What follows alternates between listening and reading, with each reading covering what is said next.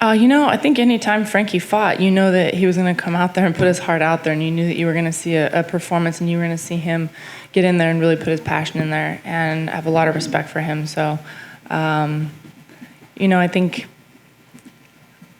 think to be able to witness a lot of these fighters that are, they've really made a mark in the sport is awesome, and I admire his career. Frankie's been in some awesome, amazing wars. The Gray Maynard fights that was crazy. Frankie's a man. I really got nothing to say other than he's a man. And every time he fights, he puts on a show, and it's awesome. Frankie's a legend, and I remember, when I first was coming up, my favorite fighter was actually BJ Penn, and I loved BJ Penn. And then this guy Frankie Edgar comes up and starts beat up BJ Penn twice, and I was like, who is this guy? And then I find out he's a Jersey guy, and I start watching all his fights, and I was like, how can you not love this guy? So yeah, Frankie's a legend, and watching, just the way he fights, he's like a Rocky, He gets knocked down, but he gets back up and he keeps coming. You gotta love him. Well, who's not a fan of Frankie Edgar, right? Like, he's a man, an absolute legend. I was talking to someone yesterday and saying, that would have been I want to not take out all the legends. That doesn't sound, but I want to fight all the legends, right? And obviously I want to win, but so take him out. But he's one of them, because he's definitely a legend. He was a legend in featherweight division and multiple divisions. And so that was a fight that really just obviously didn't end up playing out how it was ever going to really work. But definitely a legend of the sport, and he's done some massive things. So very well deserved respect he has from everyone. I always wish I had an opportunity to train with Frankie. I thought that would have been some magic, and I thought we would have had some great chemistry, just feeding off of feeding off of each other. But we never had that opportunity. And the same thing with Dominic Cruz, Uriah Faber. I always said if I'm not going to train with these guys, that I would like to fight these legends of the sport. So fortunately, I'm happy that we never actually fought. I respect Frankie a lot, and definitely going to be dialed in for that one. And I hope he has a good send-off, I just hope he can do what he was doing to Cheeto and just not get caught and gets the job done so he could go out on the way he wants to go out. Yes, man. Frankie's always been the best. He's like, we always called him the little engine that could, because he was always too small. He never should have been a lightweight champion. But he was a lightweight champion, and he fought for the featherweight championship, and now he's a bantamweight, which is probably where he always should have been. And he's always been fun. He's always been exciting. He's always been a gentleman. It's the curtain comes down on all of us. And I'm just happy that Frankie's making that decision. And he seems like he's very confident and okay with his decision to retire, regardless of the outcome.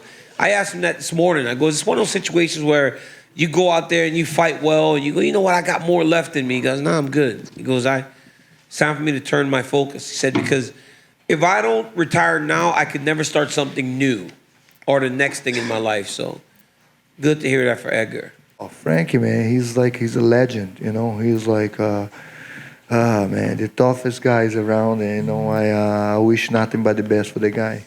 Yeah, always super happy, super powerful and charismatic, but super calm and nice guy. So I'm happy for him, I'm happy for him that he's going to do the last dance in his hood somehow, He's from New Jersey, yeah? Yeah, so, yeah. Frankie is a legend. I watched him growing up, and then I got the opportunity when, I think it was when I was going to fight Melvin. I don't know, it was probably around 2013. I was able to come out and stay in Frankie Edgar's in-laws basement for a week and train with him. So yeah, that was a cool experience for me. He was that was when he's still doing it, but that was when he had the belt, I think, or was fighting for belts, because he always has been. But yeah, that was a cool experience as an up-and-comer to go in there. And again, every time I've ever interacted with any athlete before I ever, thought about coming here or whatever, they were all just so normal, and they work hard. That dude taught me a lot of lessons on how to be, hold yourself accountable, be responsible, and he's a savage. I mean, come on, how could you not be a fan of Frankie Edgar? It's crazy, just seeing him, he was the champ at 55, and now he's at 35. It's just crazy, but yeah, I went up to Catone's to to spar a little bit for this camp. So, you know, I had ran into him, and I'm a big fan. So, yeah. Frankie's one of my favorite fighters of all time, probably my favorite. It's been great watching him fight and kind of move through the weight classes too. I mean, I've always found inspiration from him because he was kind of like the little guy going into the fights, and I feel like that's kind of been me, and he has the same wrestling and striking, so it's kind of been a great person to kind of just like almost like a hero in the sport to watch over the years. Who hasn't been a fan? You know, I respect Frankie for what he's done. He's a pioneer. He's paved the way for a lot of us coming up. So yeah, I have respect for him as an athlete. I was a big fan. I still am. But you know, when I remember when he had those almost Rocky-style fights against Gray Maynard, I was just starting to train or something back then, and I would watch those fights all the time. I would like go to YouTube and go to the highlights. Such good fights, so motivating. You know, shows so much heart, and yeah, you like learn from things like that. Watching that kind of fights, like I thought I could do something like that, you know. And I remember when I had my fight in Chile a couple of years back, people were like calling me the same, like Rocky fight, and I was like, damn. I remember I used to see Frankie and think of me like that. Big fan of Frankie. I feel like, I feel it's a special moment to be a part of that. We get to witness his final fight in, New York, close to home for him. So I've been a big fan of Frankie for a long time. Had a great opportunity years ago to go out to Tom's River and train with him when he was preparing for Ben Henderson, be a sparring partner, and you know, watch the way he works. And it was awesome. It was a good time in my career to go through that with him. But when I made my UFC debut, he was main eventing in MGM Grand in Las Vegas. It's just crazy, man. Time flies. Oh man, when I used to fight in the regional circuit, I saw him all the time. You know, like he was there every single time I would fight in the regional circuit in New Jersey and like in ring combat. And you know, I would always talk to him. I think I watched him do one of his last fights in ring combat before he got called to the UFC, and just following his career and what he's done, it's amazing. I get to, you know, witness his last fight in the UFC. You know, this dude's a legend, right? And always coolest dude ever. First of all, Frankie's a friend of mine. I've gone out to Tom's River, New Jersey, and trained with him for a couple weeks for a couple different fights.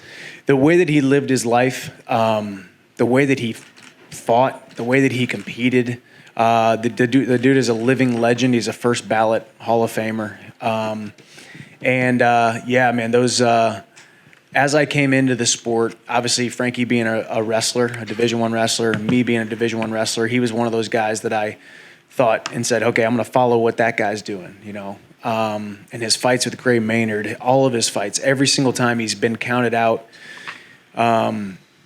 he's somehow found a way to win in so many different ways, and he was a champion for such a long time. I think he was one of the best champions that we had, and he will for sure be a Hall of Famer. And I'm actually extremely fortunate and feel extremely blessed to be on this card if this is his farewell fight. And I remember Frankie Edgar when he fought Sean Shirk, and Sean Shirk was a beast. Sean Shirk was a crazy athlete. I don't know. And I remember the first UFC fight that I watched with Frankie Edgar was that. And I remember I think this guy gonna be champion.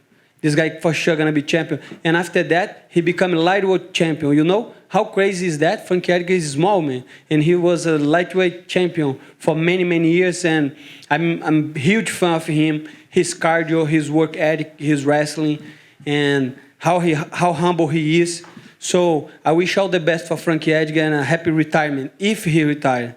Well, you know, when he beat BJ Penn in 2010, I was not on staff, but I remember exactly where I was in Bristol, Connecticut, just watching it transpire and thinking, oh my God, Frankie's going to do it. He's a bantamweight fighting up 2 weight classes, and of course he finally made his way back down to 135 pounds, but he's just done everything the right way, every step of the way. And certainly here in the U.S., where MMA hasn't been as big at times as it's been in Australia and Brazil and other places, Frankie's as beloved as anyone. And I think it's a byproduct of his style as sort of the little engine that could. You know, I posted something on Instagram, a picture of my son being super small, and immediately Frankie chimes in like, Small guys are just fine, bro. You know, don't height discriminate. So I'm excited to see what Frankie can do with the showcase. I feel like it's a winnable fight for him. And, you know, his daughter Valentina is going to be in the building for the first time. So we'll see if Daddy can produce.